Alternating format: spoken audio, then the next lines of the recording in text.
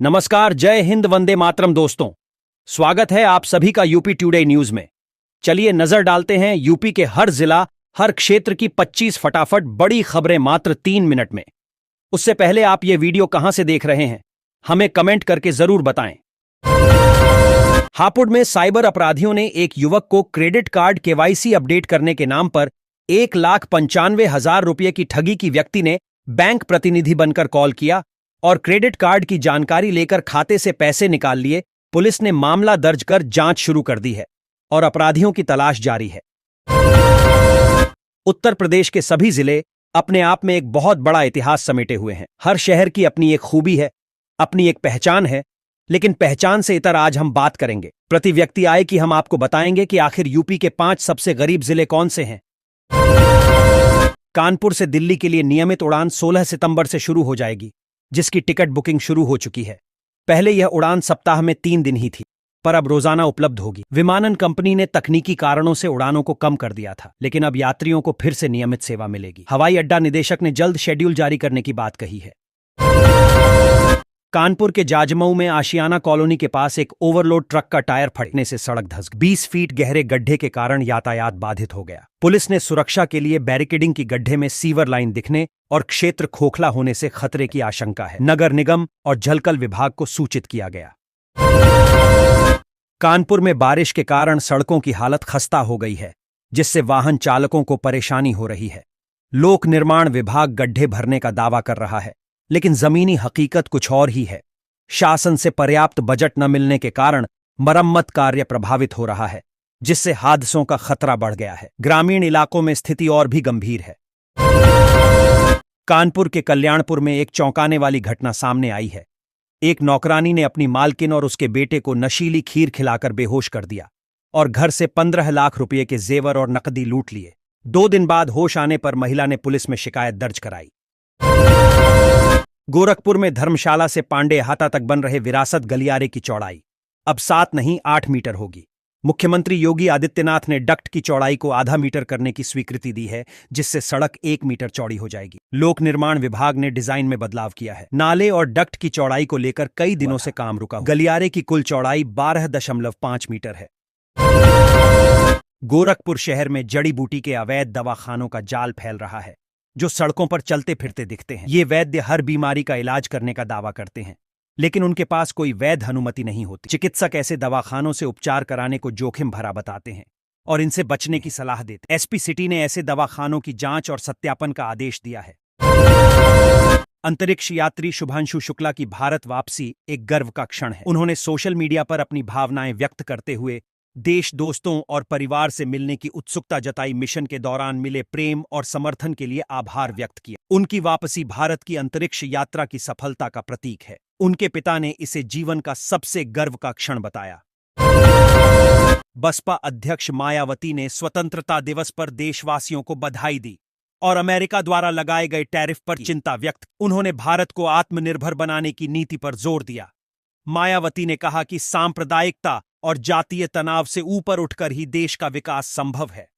उन्होंने महंगाई और किसान विरोधी नीतियों पर भी चिंता जताई और अर्थव्यवस्था को मजबूत बनाने की बात कही।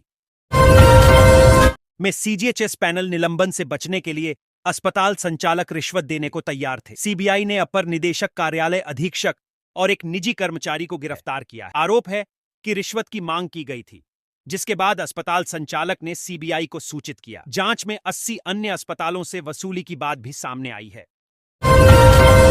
वाराणसी में आसमान में अद्भुत खगोलीय घटनाएं घटने वाली हैं। पर्सिड्स उल्का वर्षा में 100 से 50 उल्का पिंडों की बारिश होगी। साथ ही 5 ग्रहों का संयोजन भी होगा।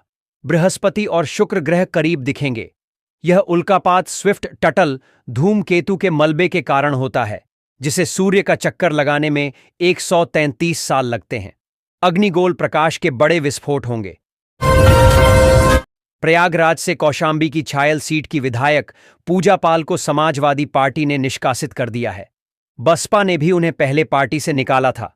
2005 में उनके पति राजू पाल की हत्या के बाद मायावती ने उन्हें चुनाव लड़वाया था। पूजा पाल ने 2007 और 2012 में जीत दर्ज की, लेकिन 2017 में हार गईं। 2019 में वह सपा में शामिल हुईं और 2022 में विधायक बनी। प्रयागराज में नए सर्किल रेट लागू होने से किसानों की जमीन के दाम बढ़ेंगे और राजस्व में वृद्धि होगी। झलवा से लेकर फाफामू तक के किसानों को लाभ होगा। सर्किल रेट पर आई आपत्तियों का निस्तारण 19 अगस्त के बाद होगा। सिविल लाइंस और अशोकनगर जैसे क्षेत्रों में फ्लैट पर स्टाम्प शुल्क भी बढ़ेगा। शहर में बुनियादी ढांचे के विकास के कारण सर्किल रेट में वृद्धि का प्रस्ताव है। कांटी थाना क्षेत्र में एक संगठन ने मवेशी तस्करों से 85 भैंस के बछड़ों को छुड़ाया। युवकों को तस्करी की सूचना मिली थी, जिसके बाद उन्होंने ट्रक का पीछा किया। पोखरैरा टोल प्लाजा पर रोकने की कोशिश नाकाम रही। भगवानपुर गोलंबर पर घेराबंदी कर ट्रक को पकड़ा गया। पुलिस ने कंटेनर से बछड़ों को मुक्त कराकर गौशाला भेजा और कंटेनर जब्त कर लिया। मुख्यमंत्री नीतीश कुमार ने शनिवार को अपने एक्स हैंडल पर इस सूचना को साझा किया कि ज्यादा रोजगार उपलब्ध कराने वाली औद्योगिक इकाइयों को सरकार मुफ्त में जमीन उपलब्ध कराएगी। उद्योग लगाने के लिए सभी जिलों में जमीन की व्यवस्था की जाएगी। उद्योग लगाने के लिए जो भूमि आवंटित है उससे संबंधित विवादों को समाप्त किया जाएगा। यह सारी सुविधाएं अगले 6 माह के भीतर उद्योग लगाने वाले उद्यमियों को दी जाएगी। कानपुर में क्राइम ब्रांच ने अधिवक्ता शैलेंद्र यादव उर्फ टोनू को गिरफ्तार किया है। आरोप है कि टोनू ने अधिवक्ता अखिलेश दुबे को ऐसी लड़कियां दीं जिन्होंने दुष्कर्म के झूठे मुकदमे दर्ज कराए। टोनू के साथ एक युवती भी गिरफ्तार हुई है। पूछताछ में पता चला कि टोनू ने दुष्कर्म का झूठा मुकदमा दर्ज कराने वाली युवती को 10 लाख रुपए देकर छत्तीसगढ़ भेज दिया था। मुख्यमंत्री योगी आदित्यनाथ ने कहा कि गोरखपुर में उच्च स्तरीय इलाज के लिए अब सुविधाओं और पैसे की कमी नहीं है। रीजेंसी हॉस्पिटल के लोकार्पण पर उन्होंने आयुष्मान योजना का जिक्र किया और कहा कि जरूरत पड़ने पर मुख्यमंत्री राहत कोष से भी मदद मिलेगी। उन्होंने पूर्वी उत्तर प्रदेश में स्वास्थ्य सेवाओं में सुधार की बात कही और रीजेंसी हॉस्पिटल को एक बड़ी उपलब्धि बताया। मुख्यमंत्री युवा उद्यमी अभियान योजना के तहत 1 लाख से अधिक महिलाओं ने पंजीकरण कराया है, जिनमें से 21,350 को आरण मिला है।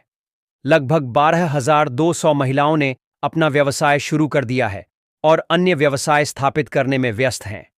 सरकार का लक्ष्य है कि इस योजना के माध्यम से अधिक महिलाओं को आत्मनिर्भर बनाया जाए।